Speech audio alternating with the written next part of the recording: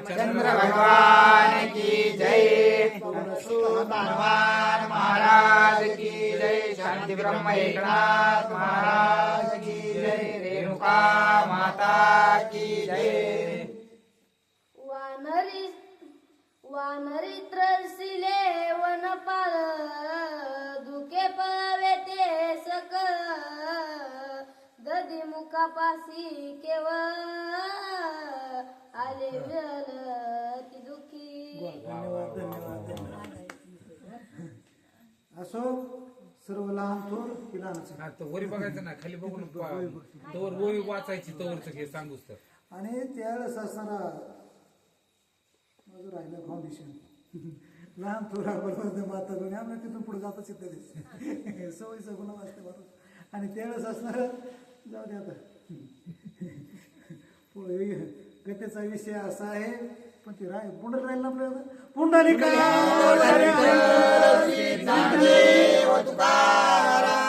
रामचंद्र भगवान की जय। हनुमान महाराज की जय। शांति ब्रह्मनाथ महाराज की जय। रेणुका माता की जय। सर्वांचे चरण नतमस्तक करतो। सुरुवात गोड आहे, रत्नरामायण आहे आणि विषय आज विषयाचाच विषय ते वाडा पाडून गोड परमार्थ झाला कडू. कशामुळं की विशेष सेवन करण्यामुळे असणारा हे भगवंताचे सेवक.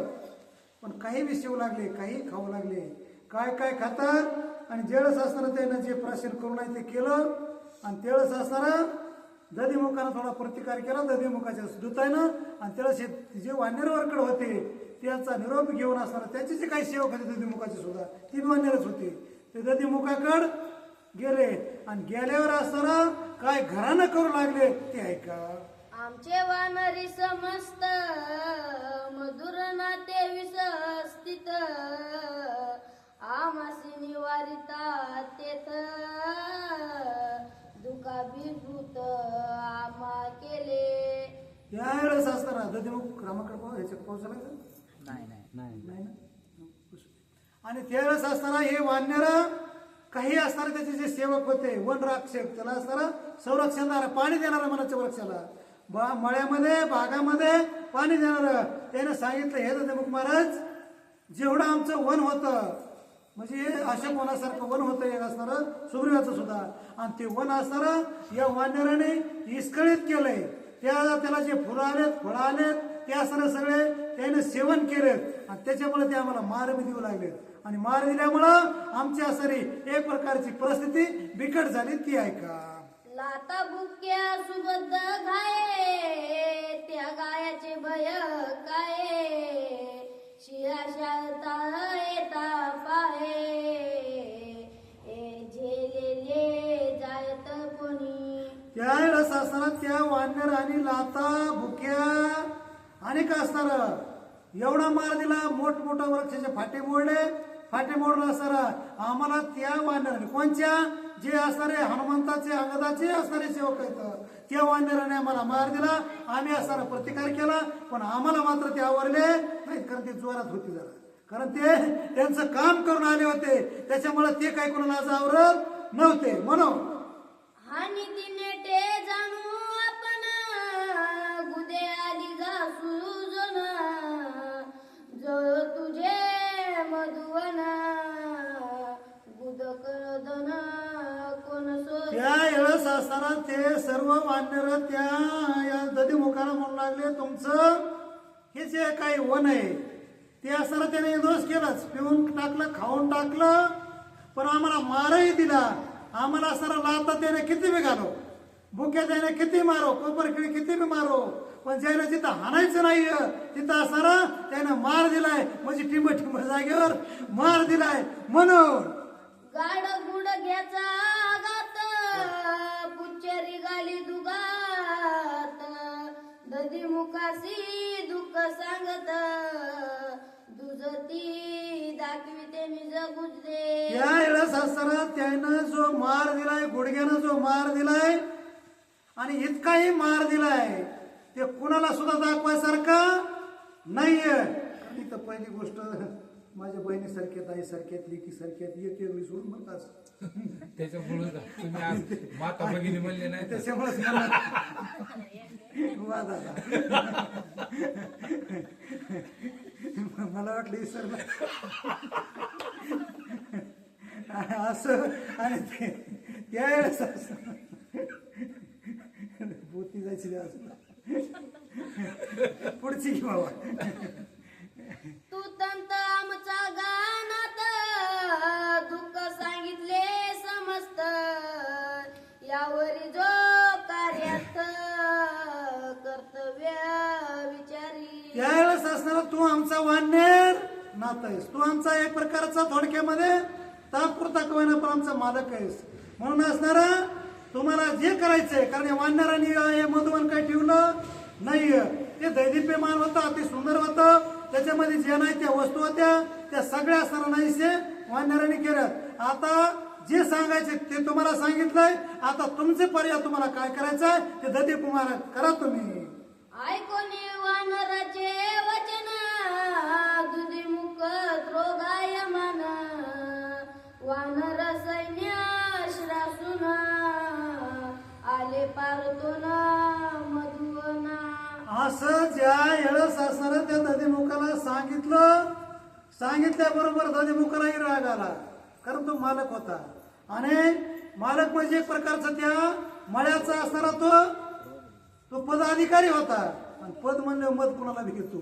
त्याच्यामुळं त्याला असणारा क्रोध आला आणि क्रोधाच्या भरामध्ये ते काही वानराला बरोबर घेतलं आणि जिथं असणारा ते मधून होतं का तिथं धावून आला. काय म्हणलं बाळा? अंगद जो का राजसुत हनुमंत जो हो का ती राजाज्ञा जे उलगीत तेही समस्त दडीन. जाता जाता असणारा तो दधिमुख म्हणू लागला, युवराज असला अंगात तरी मी त्याला मानणार नाहीये. हनुमान जरी रामाचा सेवक असला तरी मी मानणार नाहीये. का बरं? माझ्या स्वाधीन असणारा हे मधुवन आहे आणि त्याने न विचारताच असणारा माझी परवानगी न घेता या मधुवनाचा विध्वंस केलाय. कवापासून राखतोय म्हणला, राखून ठेवलेली होती पण या बिचाऱ्याने वानराने ठेवली नाहीये. कसे आले कसे पेले माहीत नाहीये. त्याच्यामुळे मी त्याला दंड केल्याशी राहणार नाहीये. बाली सुग्रीवाचा पिता त्रशुराजदार बेता मी या वनाचा रक्षिता कपी समजता कल. पण मी असणारा या वनाचं मधुवनाचं संरक्षण आज करीत नाहीये. वालीचा जो पिता होता का, काय नाव आहे त्याचं? वृक्षराज. तेव्हापासून म्हणला मी या पदावर आहे. आपलं पद आपण सोडणार नाहीये. कारण पदाची घमेंडच असते ती. आणि म्हणून ते म्हणला पद भरती मी थोडस पदावर जरा मला वाटतं काय का व्हाय ना, पण त्याला मत चढणाच होता.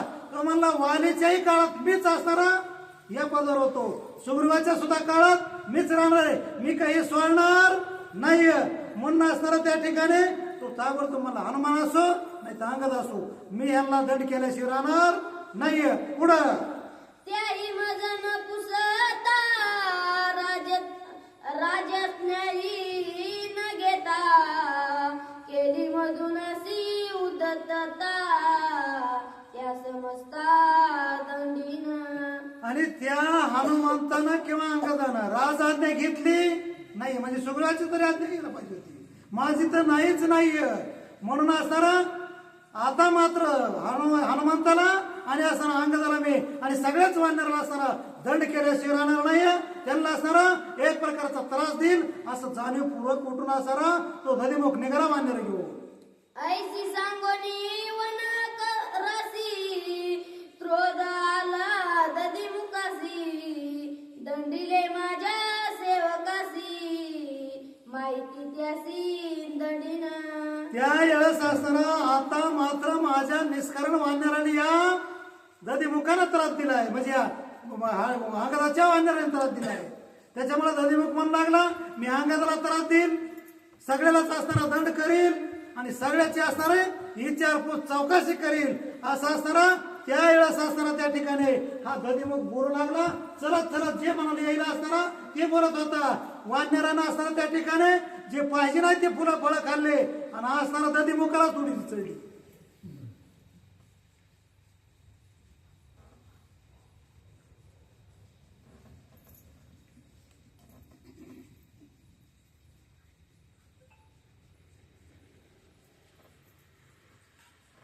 प्रभु रामचंद्र भगवान की जय.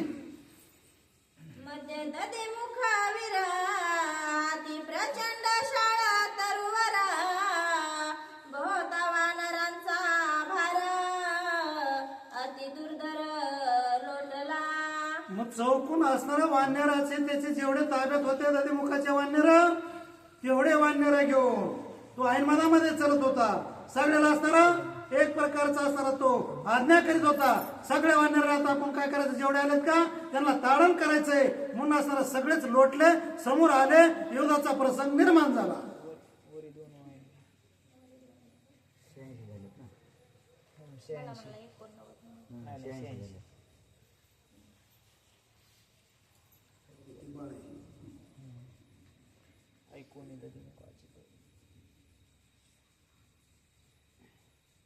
ऐकोनी दधी मुखाचे बोल वानर वीर वन पाळा घेऊन शिळा शाळ ताळ सन्नद्व सकळ चालिले. दधीमुखाचे हे शब्द वानराने त्याच्या स्वयंसेवक नाही केले बरोबर. कोणी ताडाची झाडं, कोणी मोठमोठाले असणारे दगड, कोणी असणारे उंच उंच वृक्ष हातामध्ये घेतले आणि या अंगदाची जी फौज होती त्या फौजीवर असताना धावून गेले.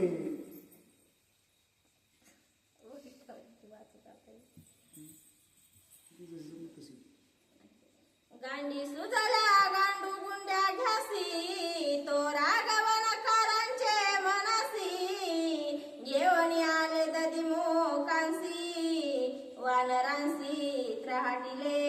आणि ज्या असणारा या वानराने, कारण ते निशामध्ये होते, कारण ते सुदैवच नव्हते. ज्याने जिथं आणायचं नाही तिथं आणलं म्हणून त्याच्या मनात राग घर करून बसलेला होता आणि ते धावून गेले. वानर विचार न करताच असणारा या अंगदाच्या फौजीवर असणारे तुटून असणारा पडले. पुढे काय केलं, जळ रस्ता रळा रस्ता वन रस्ता वन रस्ता वानर सुग्रीवासी भयभीत अंगदापासी आले धावत. आणि त्यावेळेस असणारा जे काही वानर होते, पाणी देणारे होते आणि असणारे जे स्वयंसेवक होते, सगळे वानर असणारा अंगदाचा जो कळप होता त्याच्यावर असणारे धावून आले.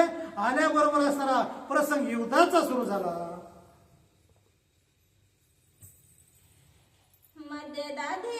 मध्ये दधी मुखाविरा हाती प्रचंड शाळा तरुवरा बहुता वानरांचा भार अति दुर्धर लोटला. मध्ये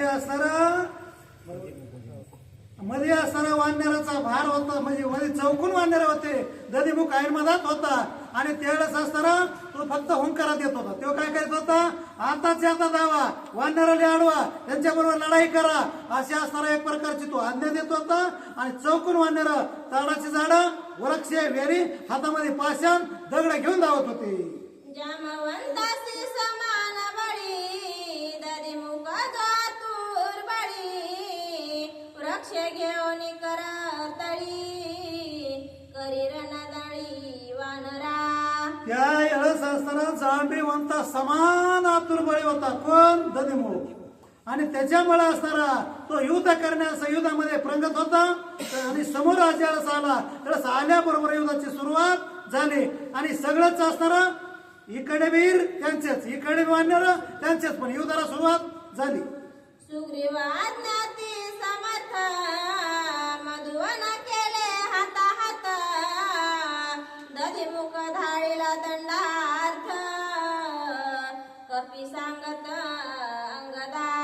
अंगदाला असणारा ज्या अंगदाच्या फौजा होत्या त्या असणाऱ्या सांगू लागल्या, हे असणारा अंगद महाराजा, हे दधीमुख आपण असणारा वनामधले फळं फुलं खात असताना हे सरा दधीमुखाचं सैन्य आपल्याला त्रास देऊ लागलंय, युद्ध करू लागलंय. काय करायचं, त्यावेळेस असताना अंगद काय बोलला ते ऐका. ददी मुख विचारा अंगद हनुमंतादी बळीवीर यांचा न घेता विचारा कोपे तरुवर सोडिला. जदी मुखालाही असताना क्रोध आलेला होता, त्यानं अंगदाचा विचार घेतला नाही, हनुमंताचा विचार घेतला नाही. आणि त्याच्यामुळे असताना एक वृक्ष उंच असताना मोठा हातामध्ये घेतला, गरगर फिरला आणि असताना वानर सैन्याच्या दिशेनं सोडून दिला. तमाल वृक्ष येतावरी अंगद उडोनी ते अवसरी वृक्ष झेलिलावरीचे वरी सवेंच मारी ददी मुखा. ताडाच्या झाडाचा वृक्ष होता, त्यावेळेस गरगर फिरला आणि अंगदाच्या फौजेच्या दिशेने ज्यावेळेस सोडला नदी मुखाने अंगदानं ताड दिशेने उड्डाण केलं. वरच्या वर असताना तो वृक्ष पकडला आणि पकडून ऐन मधात असताना मोठा 2-3 तुकडे करून लांब असताना भिरकावून दिला. अंगद गोपाला महावीरू मनोत्मत अति दुर्धरू पित्याचा मातृ नये मारू हाही विचारू विसरला.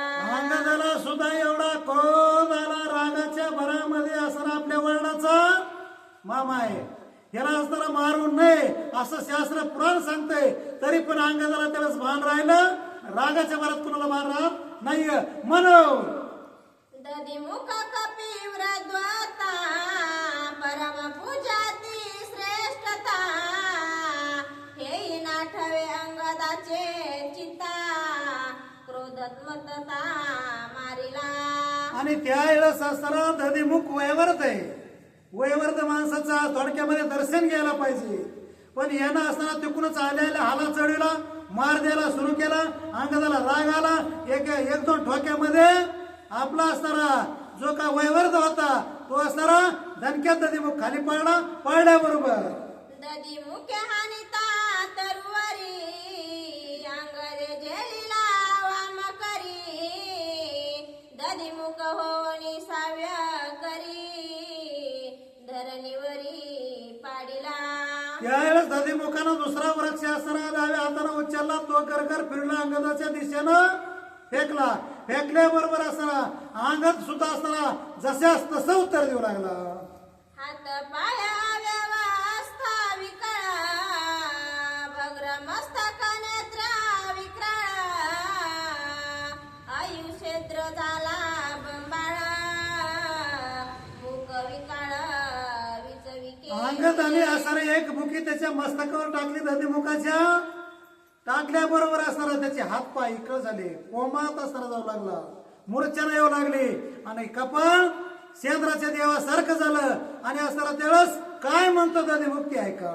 ददी मुख उचलणी वानरी टाकीला मधुवाना बाहेरी उदक शिंपीजे वानरी वारावण करी घालीजे.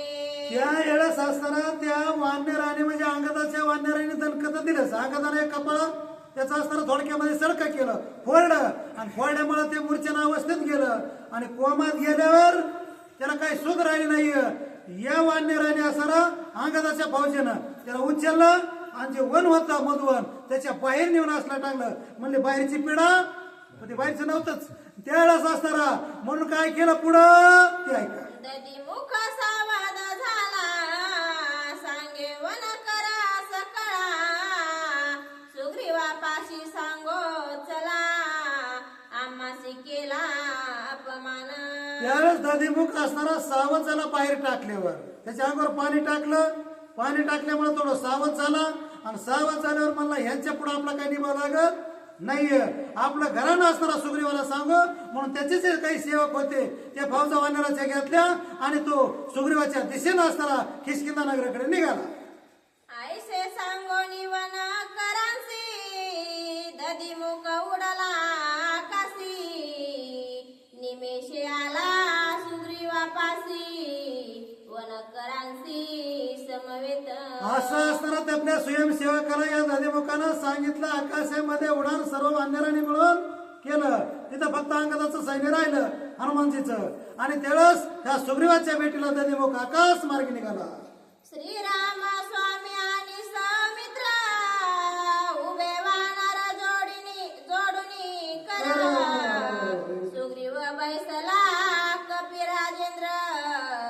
आज्ञा दुर्धर जयांची परशुरामचंद्र तच असणारा लक्ष्मण आणि असणारा हा सुग्रीव हात जोडून असणारा उभा होता आणि अशा समयाला असणारा ताबडतोब हा दधिमुख आकाश मार्गी येऊ लागला त्यावेळेस आज्ञा उल्लंघिल्या अनुप्रमाण दंड कार्याती कठीण नाक काना सरकडून खरा रोहन तात्काळ त्या सुग्रीवाची जर यदा कदाचित आज्ञा कुणी मोडली तर तो लवकरात लवकर दंड करीत होता हेही असणारा त्या दधिमुखाला माहित होतं तरी पण असणारा कारण त्याचाच वन होता संरक्षणासाठी ते होता त्याच्यामुळं तो असणारा गेला बरं त्याचा असा दंड एवढा निबर होता तो गाडवर बसवायचा गावामध्ये मिरवणूक काढायचा आणि का असणारा ज्याची नाही त्याचे हार गाळ्यामध्ये घालायचा आणि अशी परिस्थिती असणारा हा सुग्रीवाचा दंड होता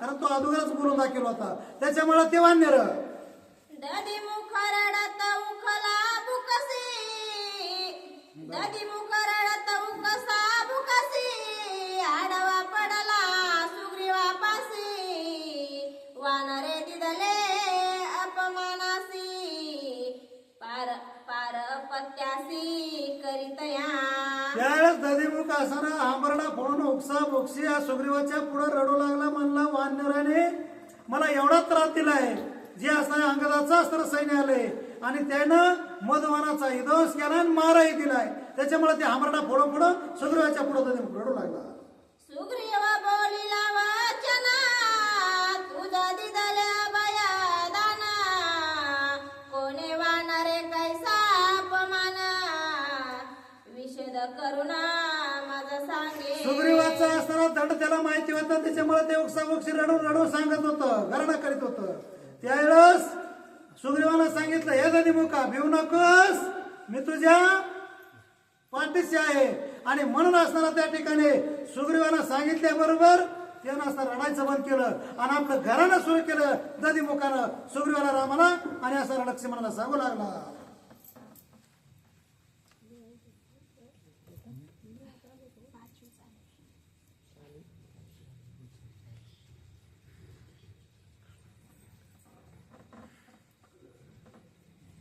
त्यातला गमजे पिशीतला गमजे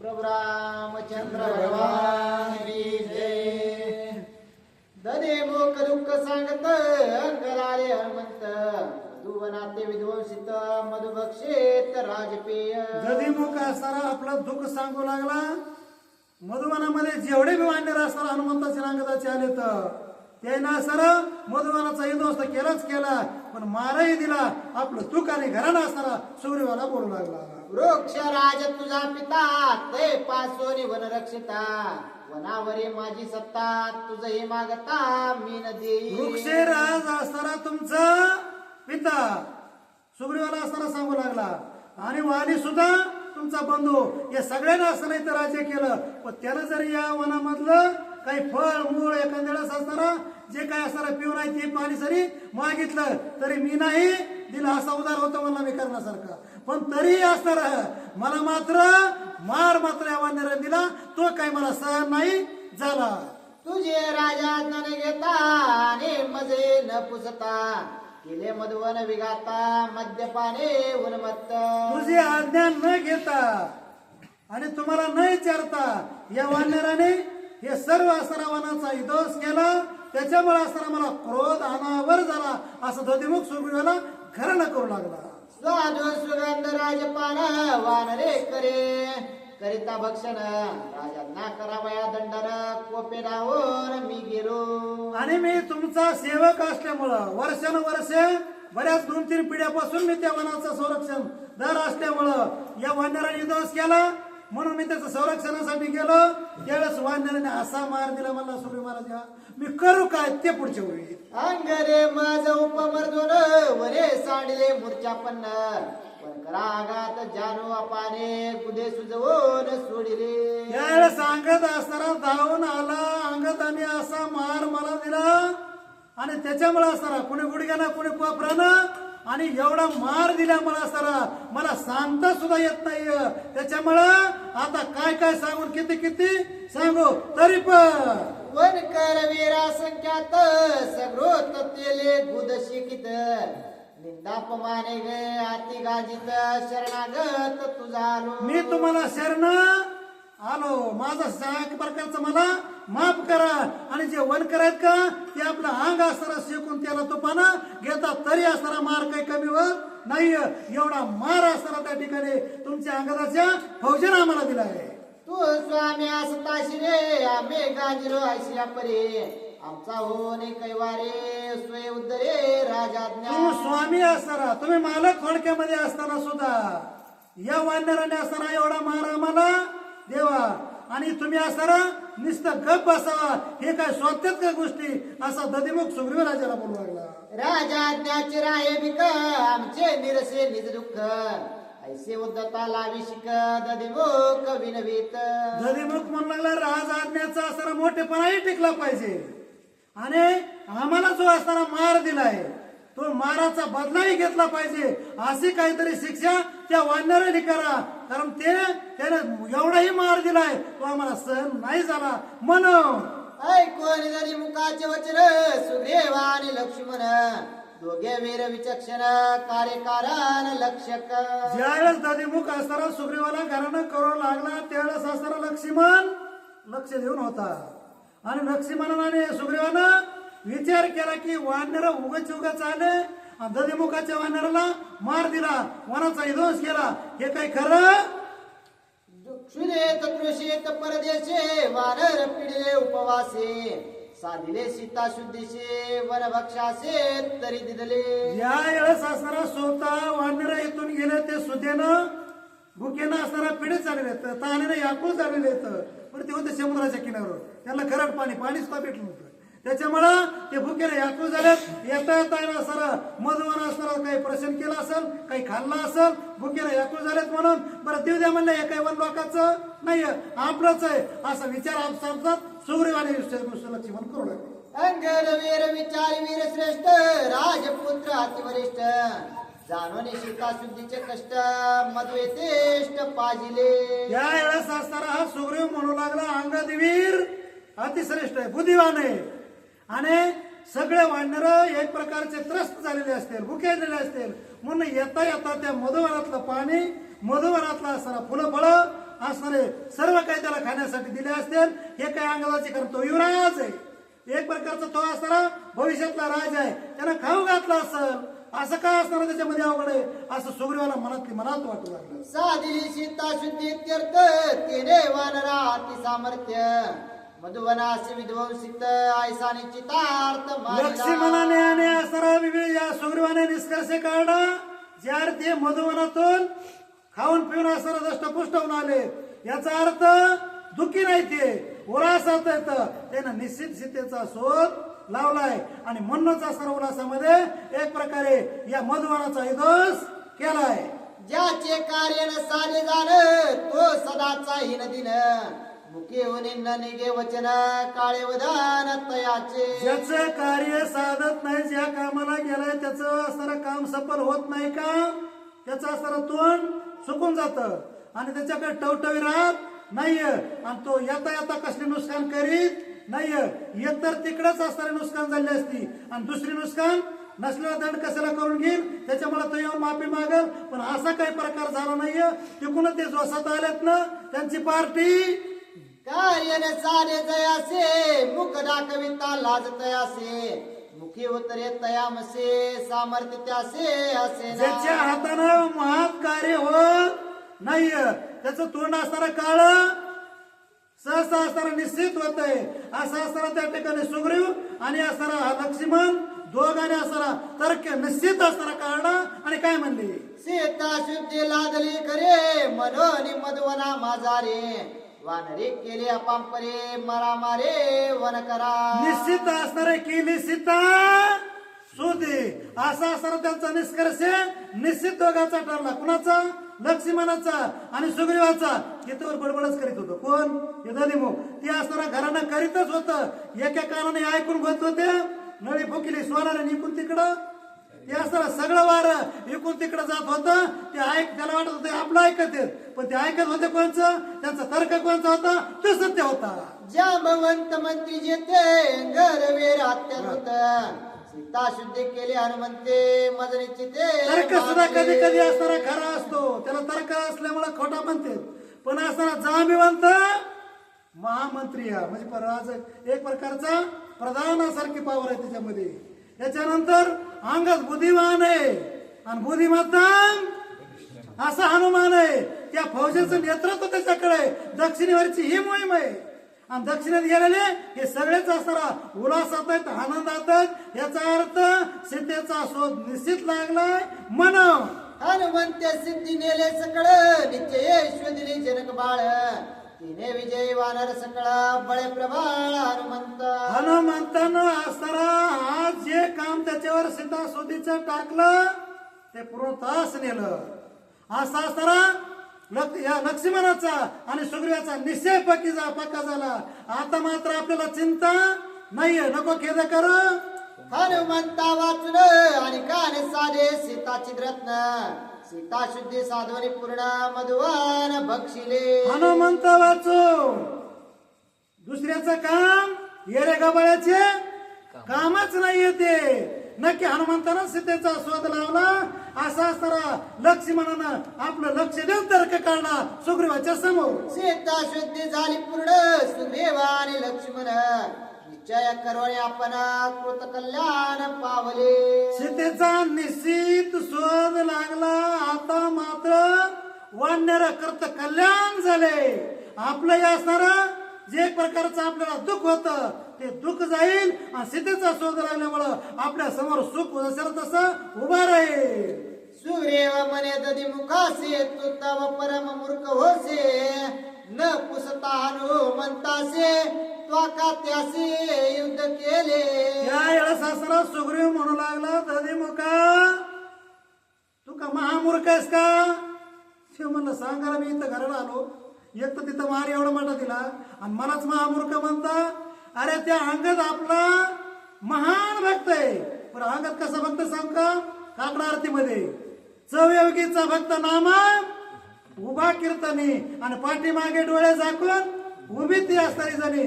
4 योगामध्ये पहिल्या सत्ययोगामध्ये उद्धव प्रल्हादाच्या नंतर दुसरा असणारा अंगदाच्या नंतर उद्धव आणि उद्धवाच्या नंतर नामदेवराया. असे 4 योगामध्ये हा असणारा उद्धव, हे असणारा पुन्हा प्रल्हाद, हे सर्व काही बरोबर येतं. असा अंगद महान आहे.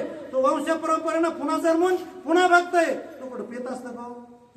हे असणारा लौकिक आहे. पिणं हे लय मोठं मदप्रशन केलं हे लौकिक आहे.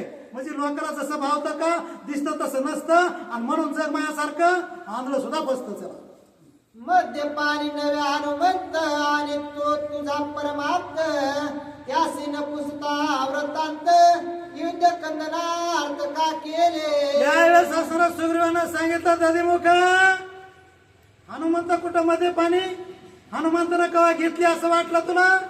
तो कधी शिवणार सुद्धा नाहीये. हनुमंत असणारा एक तर तू महान वारकरी आणि असणारा एवढंही महान श्रेष्ठ असणारा एक प्रकारचा महादेवाचा अवतार आहे. तो कधी तसल्या गोष्टी करणार? त्याला तर विचारायचं होतं, त्याच्याबरोबर तर युद्ध करायला नव्हतं पाहिजे. तो विचारला का नाही अंगद आणि हनुमंताला असा दटू लागला. कुणाला? त्यावेळेस असणारा हे म्हणला आता मात्र उलटी आपली फिरली, मग करू काय? सीता शुद्धी स्वय साधून वनाले वानरगण ती केले मधोपान सुख संपन्न आम्ही. यावेळेस सुग्रीवानं सांगितलं न जाणू सीतेचा शोध लागलाय म्हणून या वानरानं असताना मधुवानाचा दोष केलाय. आणि हे तुला कळायला पाहिजे होतं. वानर कुणाचे आहेत?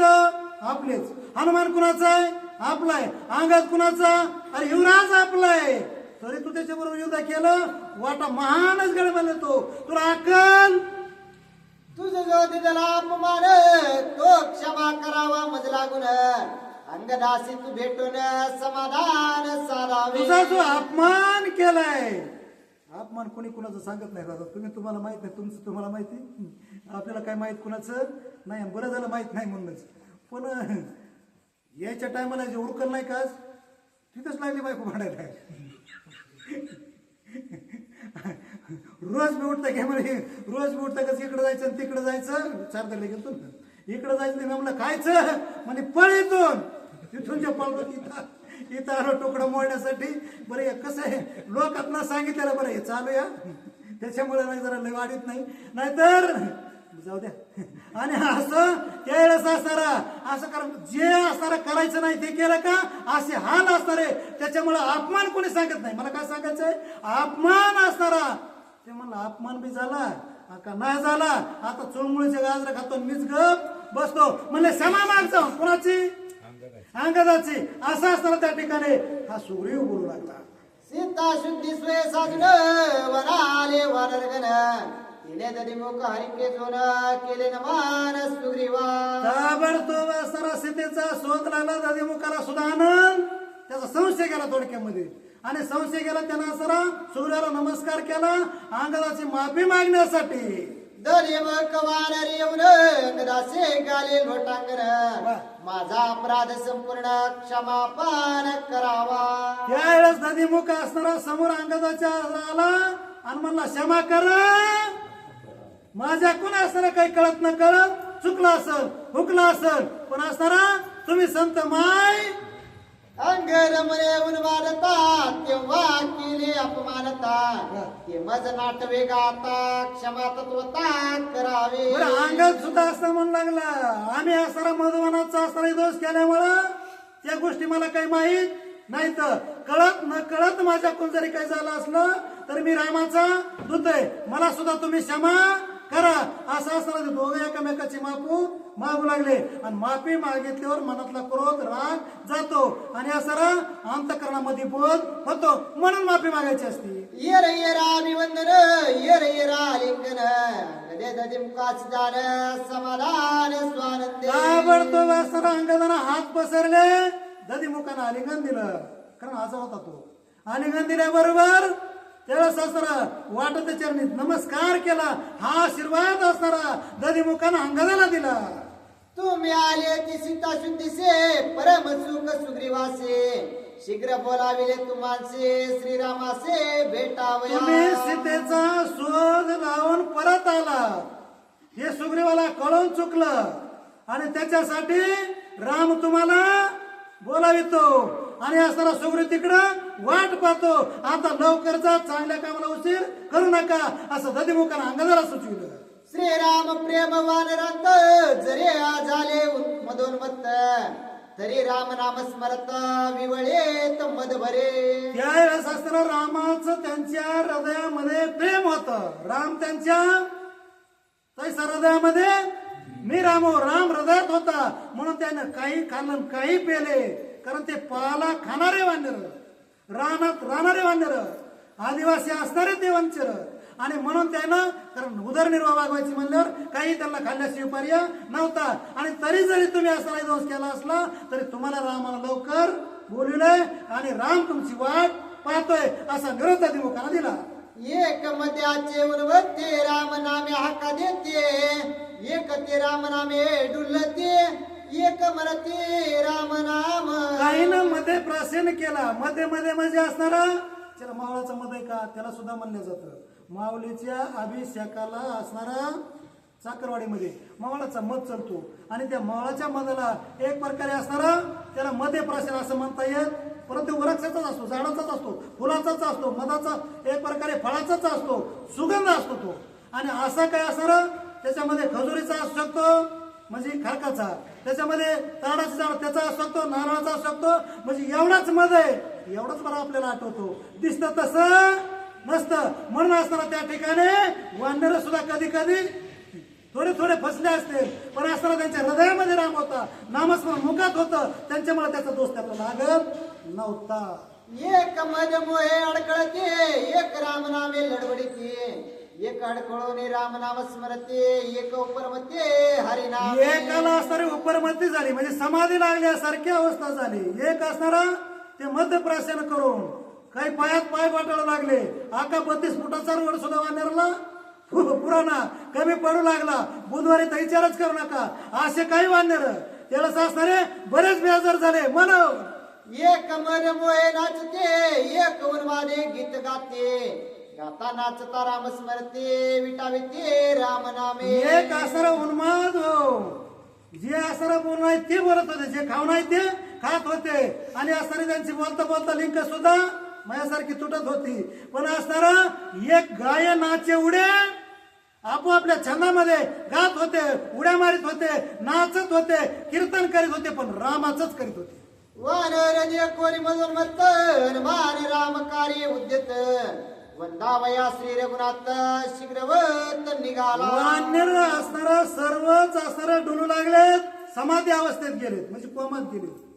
कोमात गेले तर त्याच्यामुळे असणारा आता नेमकं काय करावं काय नाही हनुमंताच्या मनात आलं आणि मनात आल्याबरोबर त्यांचं काम करण्यासाठी हनुमंतराया स्वतः असणारा त्या कार्याला लागले. एका जनार्दना शिरण हनुमंता श्रीराम दर्शन पुढे अति गोड निरोपण सावधान अवधारा. एकनाथ महाराज आपल्या गुरुला शरण जातात.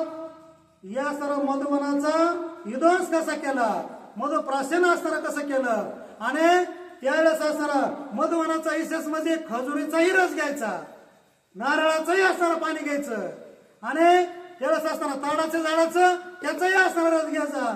मावळाचा मध्ये का अनेक असणारा वृक्षाचा फळापासून तयार होतो हेही घ्यायचा आणि एवढंच प्राशन केलं आणि एवढाच असणारा त्याचा आदर घ्यायचा आणि बाकीचं लय माझ्यासारखं लय असणारा ठोकायचं नाही. ज्याला जमतं का त्याला असणारं काही बोललं तरी जमतं, कारण का ते पुढच्या वेळी राम भक्त केले म्हणून करायची सुरू. श्री भावार्थ रामायणे सुंदर कांडे एका कार्तिका